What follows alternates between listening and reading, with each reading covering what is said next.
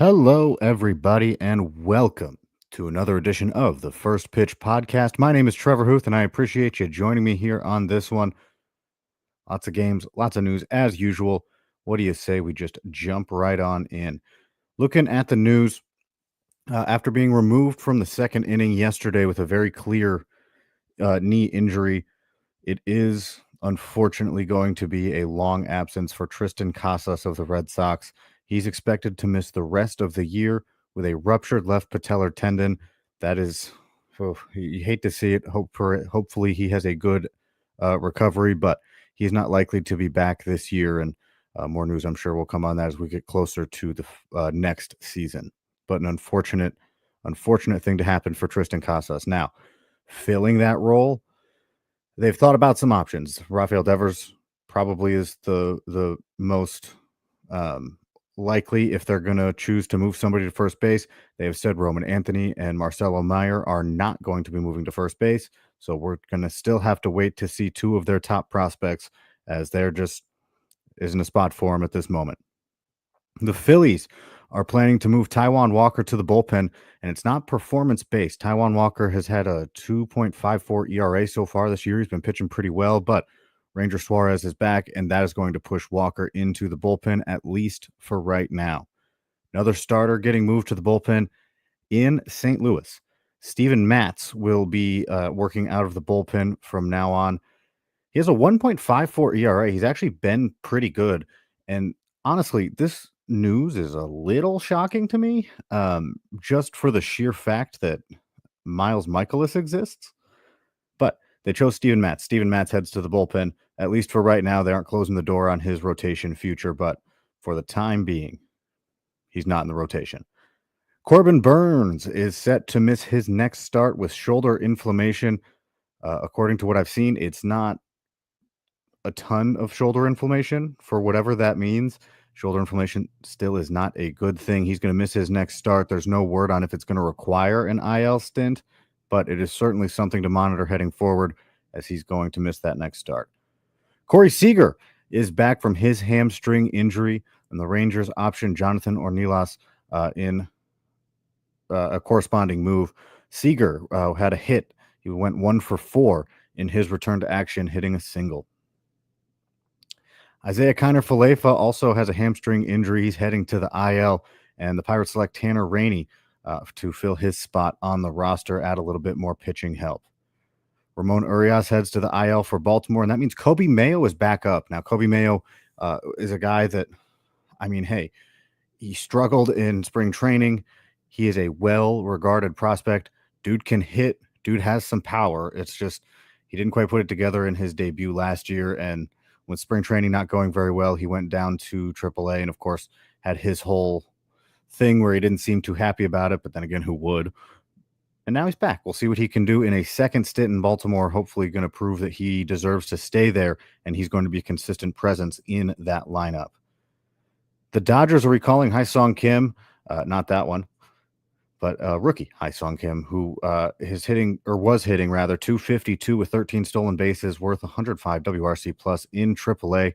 He'd gone back and forth. He's done really well. And if it doesn't work out for him, they also have Alex Freeland, who's hitting like 320. He had 3 walks in his game yesterday. I mean, Alex Freeland is fantastic. And if they need more infield help at any point, it seems like Alex Freeland's going to be the guy to go. But for right now, it's Kim. So Kim is coming up, and he will be joining the Dodgers. Matt Brash is going to be rejoining the Seattle Mariners bullpen. He's back from his UCL surgery last year, and it seems as though he should be able to reclaim a setup role. He did pitch in yesterday's game. It was not a hold situation, but he did well, didn't give up any runs or anything. So good to see Matt Brash back. He should prove to be a good setup man. Unfortunately, there's not room for him to be the closer. He may get some save opportunities, but if you're in a saves holds league, Matt Brash is officially back. So if he's available, you might want to go grab him. Again, he should be able to get some holds for it. At least that's what I'm hoping, because I've been buying heavily into the Matt Brash return to action. So I'm pretty excited about this. He's not going to replace Andres Munoz at the back end of that bullpen. Blue Jays were on the hunt for starting pitching depth. They found it. Jose Urena and Spencer Turnbull are 2 guys that they signed. Turnbull is a major league deal We'll see how long that ramp up process is going to be, but he should at some point theoretically be joining their rotation, or they have some sort of plan for him because Spencer Turnbull comes back on a major league level deal. Looking at some highlights, Spencer Torkelson, he hit a home run again. He's only hitting like 230, but he's got 10 home runs now, and he looks every bit the power hitter that we all hoped and dreamed that he could be. So that's good to see. He's been a really good presence in that Tigers lineup. Michael Garcia continues to just hit the ball. His average is up to 307 after another 3-hit game yesterday. All singles, but another 3 hits. I mean, he has just been fantastic so far this year and a real boost for the Royals. Gunnar Henderson started the year on the IL. He came back. He's been struggling. That's kind of been of note, but seems like Gunnar Henderson might be heating up. He also had 3 hits in the game yesterday, and that means he's hitting 385 over his last 7 games. He's had a home run in that span as well. So hopefully that means Gunnar Henderson's starting to pick it up. I mean, obviously you're not worried. It's Gunnar Henderson, right? He was going to find it at some point, but hopefully that means he's finding it now rather than waiting another month or so. And we can all start getting some production out of our Gunnar Henderson shares, should we have them. Pete Crow Armstrong with a home run and hitting the ball well, hitting extra base hit, rinse, repeat, I guess, because Pete Crow Armstrong just continues to be fantastic and continues to just hit the ball. It has been, I mean, entering the year, the conversation was, can he actually hit?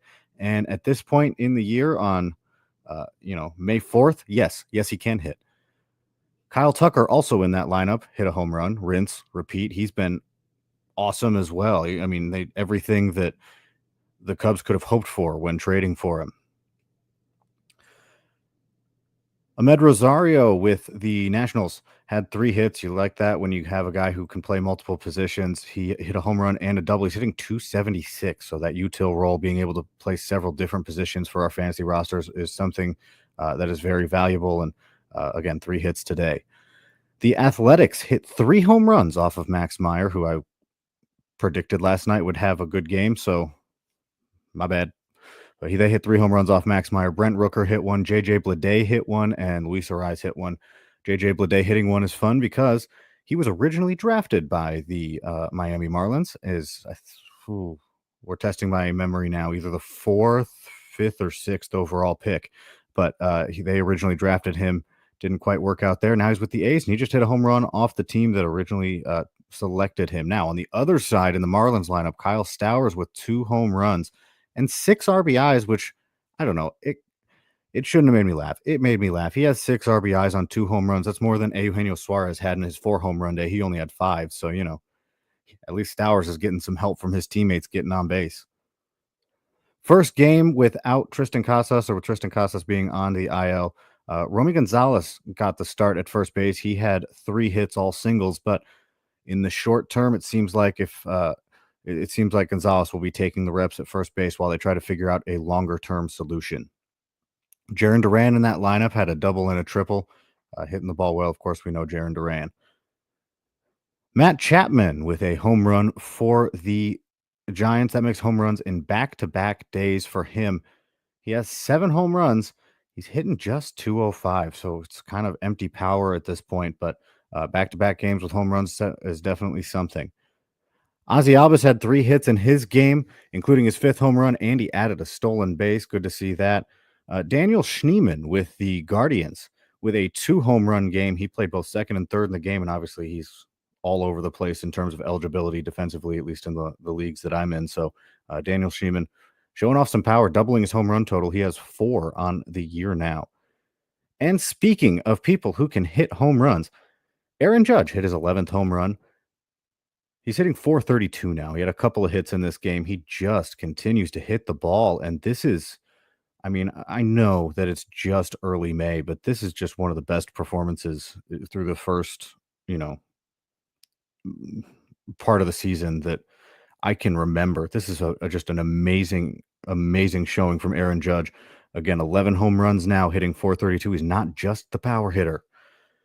Looking at some starting pitching from yesterday's games, Kyle Hendricks blanked the hot Tigers lineup 7 2/3, 1 run, only 3 strikeouts. I mean, this is Kyle Hendricks. Not expecting a ton of strikeouts, but the Tigers offense has been hitting. Apparently not hitting Kyle Hendricks.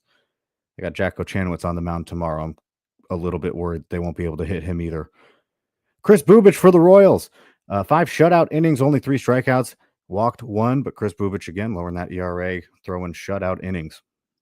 Aaron Nola, been kind of a tough season for him, but Aaron Nola says hello. 6 shutout innings, scattering 4 hits and a walk, and striking out 8. So a nice outing from Aaron Nola.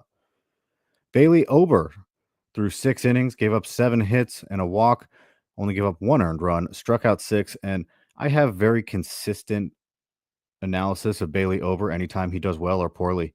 One thing that I definitely know about Bailey Ober is that he is very tall. You're welcome. Jordan Hicks apparently didn't like my prediction yesterday that would be a good time to stream some hitters because he struck out 7 over 5 innings and gave up 3 earned runs. But I mean, this is the life of Jordan Hicks. He can throw hard. It's not. Somebody in the PL Discord, I can't remember who it was, and I wish I could give them the shout out, but they said that this is like he's like the most boring triple digit fastball or triple digit, hitting boring guy hitting triple digits. It's kind of true. Sometimes he just gets hit around, but he did not in this one. Of course, striking out quite a bit of guys. Gavin Williams had 9 strikeouts in 4 innings. And if you like Gavin Williams, I would stop listening right now because the rest of it doesn't look great. Gave up 7 hits and 5 walks, but he had 9 strikeouts in 4 innings. So, I guess take the good with the bad. Kevin Gausman, complete domination, 6 innings, 9 strikeouts, only gave up a single hit and walked 1. And Spencer Schwellenbach, who I've constantly said is going to rise into fantasy acehood during this baseball season, 3 2/3, gave up 6 earned runs and struck out 4. Everyone's allowed a clunker every now and then, right? Spencer Schwellenbach, still a fantastic pitcher, still a really good pitcher, and has had a good season, up until this point. So one outing is one outing. Looking at one reliever, Emmanuel Clase, because I know I realized this while making my notes today. I tend to bring up relievers only when they do poorly. So let's celebrate a reliever who has done poorly, had a clean inning, and got a save. So hopefully Emmanuel Clase is back on that track to where he can be a reliable save option, because we've already lost a couple of those. And Devin Williams, who's going to be used in lower leverage situations for right now. Luke Weaver took over as the closer. And he's not the only reliever, the only closer who has struggled to this point and, was on the verge of losing some of his save opportunities. I mean, with Cleveland, it'd be really easy for them to just say, hey, Clase, you're going to be out of the 9th inning. We're going to put Cade Smith in there. But Clase threw a clean inning and registered a save. So that is definitely something that is good to see. With that, we're going to take a quick time out. When we come back, we're going to look at some pitching matchups for today. But for right now, I appreciate you listening. This is the First Pitch Podcast on Pitcher List. And welcome back to the First Pitch Podcast on Pitcher List. My name is Trevor Hooth. Glad you can be here. We've had some news. We've had some good outings from yesterday's games. And now we are going to take a look at today, see what we got going. And for those who celebrate, I would like to say happy Garrett Crochet bump day. He's going to be on the mound against the Twins. And obviously, we like when Garrett Crochet pitches. Ranger Suarez making his return versus the Diamondbacks. Erod's going to be on the other end of that outing, so that could be a fun one to watch. Lance McCullers also returning for the Astros, getting set to debut against the White Sox. Usually I am very wary of pitchers who are coming off injury, especially long injuries, and are making their debut. However, Lance McCullers is debuting against the White Sox, which gives me just a little bit more hope and a little bit more confidence if I were to decide that I want to, stream him. That's probably one of the few teams that you'd feel comfortable doing that too. Logan Evans with the Mariners had a nice debut outing. He is going to be facing off against the Rangers. I like his stuff. I mean, his from what I saw, he's got a breaking ball with 3,000 RPM. I mean, that's interesting enough as it is. So I don't know. I'm kind of back and forth on if I would want to stream him or not. And the Rangers isn't a great matchup. He's facing off against DeGrom on the other end, but I'm just interested in Logan Evans. And I think, being a prospect guy, I definitely would, but it's just, I don't know. I like the stuff. That's kind of where I'm at.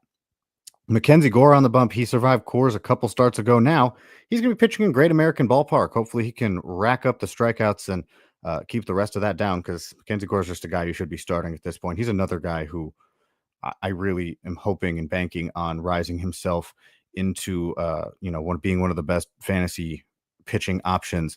He's been so far this year he's been that guy, but sustaining that over a year is definitely something, and I believe he can do it. Especially his career's been so interesting. He was a top can't miss pitching prospect, then he was nothing, and now he's back to being a guy that I am all in on in so many ways. The Cardinals are going to have maybe not the most fun day in their doubleheader tomorrow. They got to face off against a debuting Blade Tidwell in game one. That could be really interesting. We'll see. Blade Tidwell was getting some strikeouts at AAA, but had a ERA north of 5. So we'll see how he debuts. We'll see what it looks like. After that, they have Tyler Megill. So, not the most fun doubleheader you can imagine if you are Cardinal hitters. And finally, my matchup of the day. I always like to pull out one game where there's two guys that I just want to watch that I can't wait to see face off against each other. And for today, that's going to be the Cubs versus the Brewers. Now, the Brewers have had some rough luck in pitching as of lately. I mean, Quinn Priester looked like got traded and looked like a guy who was going to be fantastic or be a guy who's in their rotation or trying to make a name for himself. He's kind of had a rough last couple outings. Anyway, that's not what's happening today. Today, Cubs versus Brewers. Shota Imanaga versus Freddie Peralta. If you like watching good baseball and good pitching, that's going to be a really fun one to watch. If you like, your fantasy hitters like, I don't know, Jackson Churio to hit, might be a little bit harder, but hopefully he can pull something out. He's one of the main pieces on several of my rosters this year. With that being said, I appreciate you joining me. And of course, make sure to check out pitcherlist.com. We have the list for top 100 pitchers. We have the hitter list that Scott Chu puts together. We have several different reliever lists, whether you only need closes or no, only need saves rather, or if you need saves, holds. Rick Graham does a good job with that stuff. And of course, we have a bunch of great written content coming out every single day. And if you sign up for PL Pro, you can join the Discord. We got good stuff going on there, great conversations, and several different channels. Any channel you might need. If you want to talk Dynasty, you want to talk redraft, you just want to talk baseball, all of it's there. So sign up for PL Pro, get in that Discord, and join the discussion. We would love to see you. With that, this has been another edition of the First Pitch Podcast. I will see you guys next weekend. Jake Crumpler taking over for me tomorrow, and he will be with you throughout the week.